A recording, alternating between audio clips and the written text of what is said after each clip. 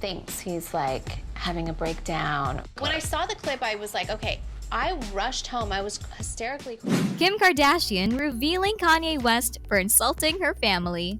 You can only keep quiet for so long.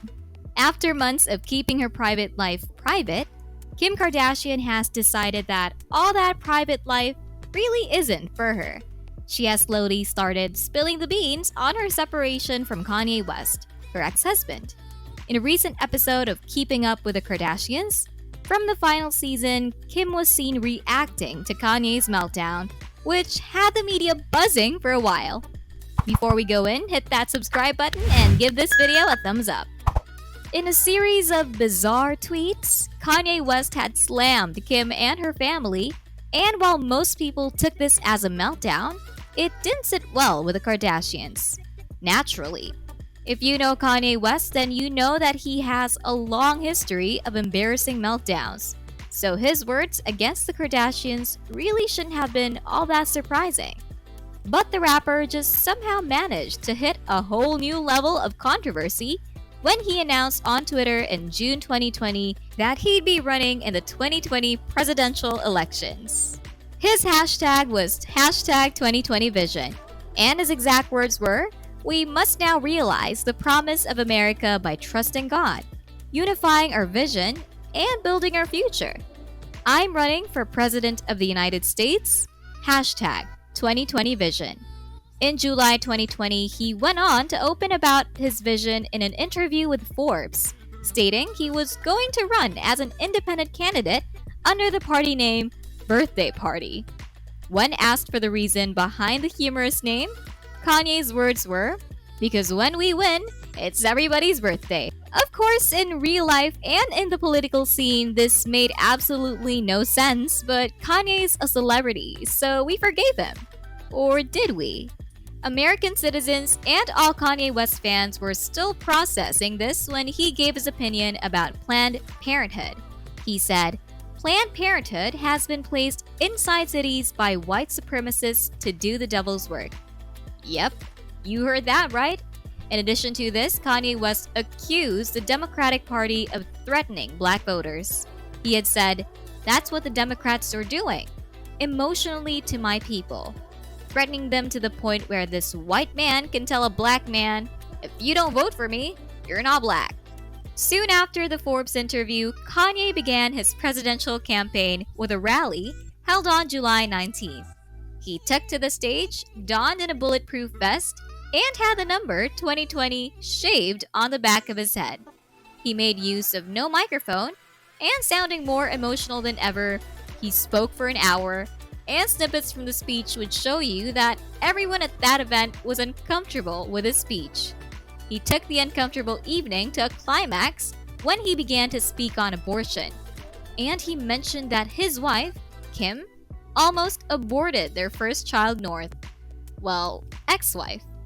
The shocking news shook the audience and viewers because neither Kim nor Kanye had ever mentioned that they considered aborting their first child. He praised Kim for saving their daughter's life and thought it was wise to mention that his mother had also almost aborted him. He continued his speech by talking about the 19th century abolitionist who rescued about 70 enslaved people and became famous for it.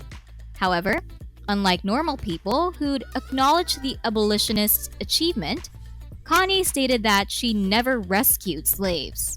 Apparently, this wasn't the first time the rapper would make controversial statements about abortion. After publicly supporting Trump and referring to Trump as his brother in 2018, he surprised everyone when he said that slavery was a choice. His words were, "When you hear about slavery for 400 years.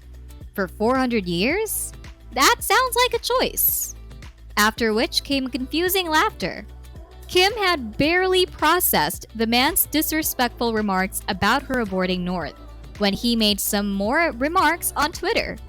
In a series of tweets, most of which have been long deleted, Kanye accused Kim of trying to lock him up after tweeting that NBC locked up Bill Cosby. His words were, "Kim was trying to fly to Wyoming with a doctor to lock me up like in the movie Get Out. because I cried about saving my daughter's life yesterday. Maybe no one's locking you up, Kanye. Maybe you've just seen too many movies. The rapper did not end there. He never does. He went on to call out Kris Jenner, his ex-mother-in-law, for being a white supremacist. He tweeted, "Everybody knows the movie Get Out is about me." Really, Kanye? Really? He went ahead to tweet, "Kris, don't play with me.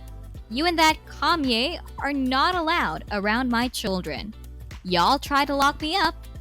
If you're confused about what Kanye means, well, so were we. Apparently, it's a nickname Kanye gave to Kris's ex-boyfriend to suggest that he was a calmer version of himself, Kanye.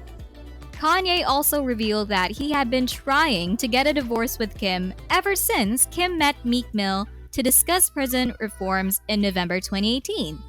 According to a source, it was these comments made by Kanye at the presidential run that made Kim realize that she had to end the marriage for the sake of her kids and for her own sanity. She was reportedly hurt by Kanye's remarks about her almost aborting their daughter, because, well, that's not information for you to use as campaign propaganda. A source had also revealed that Kim knew it was something North would stumble on later on as she grew older, and that broke her heart. Even Kanye's loyal fans were angry at him for revealing the private detail during his campaign. One person had said, "Not a huge Kim fan, but Kanye was so completely in the wrong for spreading the news that Kim considered an abortion before North was born, especially without her permission. I genuinely feel upset for her." At first, Kim said nothing about Kanye's abortion claims, but instead focused on explaining via Instagram how she and her family felt powerless when it came to Kanye's mental illness. In her lengthy Instagram statement after Kanye's comment at the presidential rally, Kim wrote, "As many of you know, Kanye has bipolar disorder. Anyone who has this or has a loved one in their life who does knows how incredibly complicated and painful it is to understand." She asked her fans for compassion and a little bit of kindness, adding that those who are familiar with mental illnesses would know that the related families are powerless. All of this was naturally an attempt to calm things down a bit and shove some sanity down the situation's throat. Kim had never really expressed how she truly felt. But in this episode of the reality show, she tried to keep it as cool as possible for the cameras and said Kanye's tweets were a little bit frustrating. She explained that she was trying to separate herself from what was going on at home and what was going on the internet. She also emphasized that she was determined to keep all the private details of her marriage and family to herself. She had said, "It's no secret that everyone sees things in the media about my life with Kanye. But I've always been really respectful in not talking about issues that Kanye and I have." She also added, "I mean, you guys see them on Twitter, so I'm still gonna choose not to talk about it here." In another scene in the episode, she is seen outside having a conversation on the phone while her family remains indoors talking about plans to visit Kanye in Wyoming over lunch. Kris Jenner had confided in Kourtney about Kim and said, "I just feel like she's struggling a bit with all this stuff going on. I don't know how she's dealing with the stress of it all. She's always calm in the storm, and she's got a lot on her plate." Kourtney later revealed that she called out Kanye for posting those controversial tweets. According to her, Kanye agreed that he shouldn't have done that. And while Kim looked genuinely sad and frustrated about the whole situation, she told the cameras that she had it all figured out, and her life with Kanye would definitely be okay.